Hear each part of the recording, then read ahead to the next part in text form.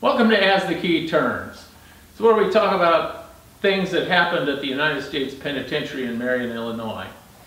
Now, the only reason that you're watching this video today is because of JC. He has subscribed at the captain's level on my Patreon account, and he said it would be fine with him if the personal video was shared with others. So, thank you, JC, for making this video possible. His question was about what kind of firearms did we use at the penitentiary. Well, we have something similar to a Glock 19, which is what they're transferring over to now for a handgun, but most of the time we didn't use handguns. Handguns are very short distance firearms, and like the military, we tend to have longer ranges. So we used actual M16s, you know, the old M16A2s is what they issued to us, and they put a special adapter on them so that we couldn't fire on fully automatic, which, you know, in those cases was a 3-round burst. You know, it ain't like the old M16A1s that I'm used to. They gave us a 12-gauge shotgun. Most of the time we had those in the towers, and sometimes they have it in the outside patrol, and those use double-aught buck, which are 36 caliber lead balls. I think there's 9 in a 12-gauge shotgun shell, and slugs, which are, you know, these things that big around. They're just devastating. I don't know what caliber they are. It must be like in the .8 something. They're just, I'd hate to be hit with one. I think it'd take your arm off. We had the M4, same thing that they're using in the military today, and just like in the M16, they put a little adapter on it so it isn't fully automatic. They also had a thing that was they called it SMG, a submachine gun, and it used 9mm ammunition, but it looked just like an M4, you know, with the collapsible stock and the short barrel and all that stuff. So they have these submachine guns, and they are available for escorting or basically anybody. I got to use them a few times because I like to shoot the ammunition, but I didn't want to do all the overtime, so that's what I did. I would take the qualification course, shoot the 500 rounds of ammunition or whatever they had to play with, and then not take the test to qualify to do all the overtime and the escorts. Another thing that we used to have the M1, not the Garand, but the M1 carbine in 30 caliber, and that used to be bureau wide back in '89 and the early '90s, and they just got rid of them and went to the M16. I really liked the little carbines that we had. Those they shot well. They didn't have much recoil. I heard tell that some of the staff just couldn't take the recoil of the thing, which is just like nothing. And now they got an M16, which in the military they actually put it against your forehead and then they pull the trigger, you know, with the butt stock, and it didn't even recoil enough to jar your head. We used to have the M14 as well, and that used a 7.62 or a 308 Winchester, whichever thing you want to say.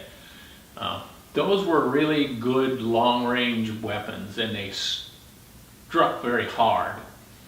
And of course, for riots and things, now they got a thing called a flashbang. We got a 40mm grenade launcher, and we could shoot this thing out, and it'll explode in the air and make a big flash. I saw them used to scare away birds before. The farmers around, you know, southern Illinois, where Marion is located, they use these flashbang things, the same thing that we used. Instead of, we frightened inmates, and they frightened birds, you know, because they got these thousands of little Tweety birds that come around here. I wanted to mention today, this is the first time I've ever used a green screen in my entire life. So you're either going to see a green screen, a green background, or you're going to see some crazy thing that I put on there. So that's what's going on behind me. This is the first time I've ever been able to use a green screen. We'll see how it works out. And that's due to people like JC, which gives me enough funds to fund some more equipment for my hobby, because this is just a hobby for me. Now, we also had a thing called a Bridger line gun. way back when, the earlier 80s, a couple of inmates were going to try to escape using a helicopter, something right out of a TV show. And what they did was they went and hijacked a helicopter. They brought the guy in. He was a Vietnam vet, and the lady that had taken him hostage, he beat her up, and somewhere in the struggle for the firearm, it went off and the lady died. And the inmates didn't get to escape. But after that, what they did is they got this thing called a Bridger line gun. What it's used for is in the Navy, you have two ships cruising side by side and you want to put a rope between the two. Well, you can't just hand a guy a rope. So you got this metal rod, a brass rod about this long inside of this shotgun sort of looking contraption. It's a gun, and it puts a black powder blank round in it, and you fire this thing out, and below it it's got a big spool of thread. No, not thread, some kind of a line, very, very small line. And this line goes over to the other ship, then they tie a rope onto it, and then the guy that shot the rope, or shot the Bridger line gun over there, he pulls the little line back and it brings a rope with it, and then then they can tie the two ships together, and then you've probably seen it in the old Navy movies where they take a bosun's chair and they run it from one ship to the other. Well, that's the purpose of this gun. But what they found was when they fired this thing, if it got into the rotors of a helicopter, it would crash. So they gave it to us to defend ourselves against helicopters, as well as, they put up these wires, and they put little balls of wires to warn the aircraft, hey, don't land here because you're going to hit this wire. And they put that wire up to defend us against helicopters. Now, the question is going to come up, well, when do you ever use all these weapons? Inmates' tickets are already punched. If you are attempting to escape, I can shoot you. I don't shoot to kill, I don't shoot to wound, I don't shoot to anything. I shoot center mass, and if you die or get wounded, well, then that's the way it is. So people are going to say, "Oh, them guards, they shoot to kill." No, they don't, and we're not allowed to shoot to kill. All we do is shoot to stop whatever action it is. I can also shoot if inmates are on the yard and I see somebody getting shanked, and if I believe that I can hit the perpetrator as opposed to the victim, then I can fire into that individual and stop him from killing someone. I'm not that good a shot, not with the junk that they give us. They do this thing they call battle site zero. It's not really battle site zero. Battle site zero means you take an M16 and you go to the range and you dial it in for your eyes. And at the Bureau of Prisons, they can't do that because we don't have individual firearms. We just have firearms on a post. So what they do is that they call it battle site zero, which isn't true. And they just put it so it's generally in the area of what everybody would shoot, which, at 150 yards, you might be off that far or more.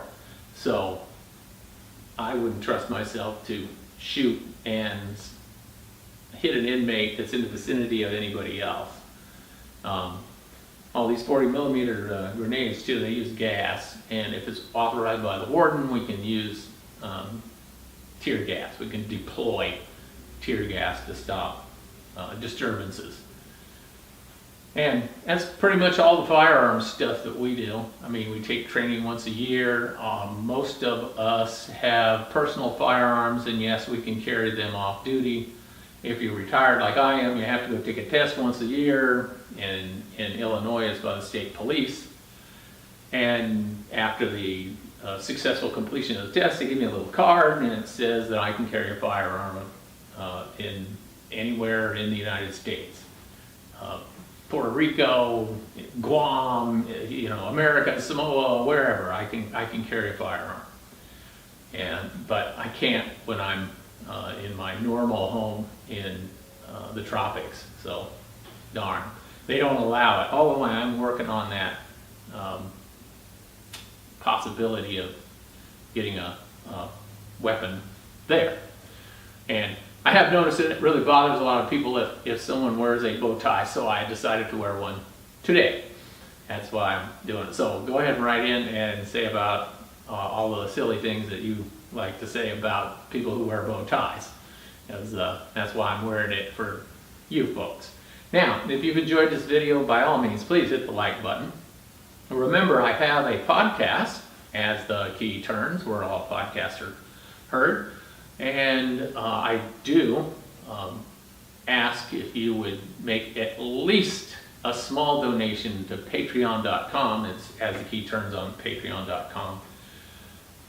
You can join up for as little as $1, or you can do like JC and spend an awful lot more, and then I'll make a personal video just for you, just like I did JC. So thank you very much, JC. I do appreciate your gigantic support to my channel. Thank you.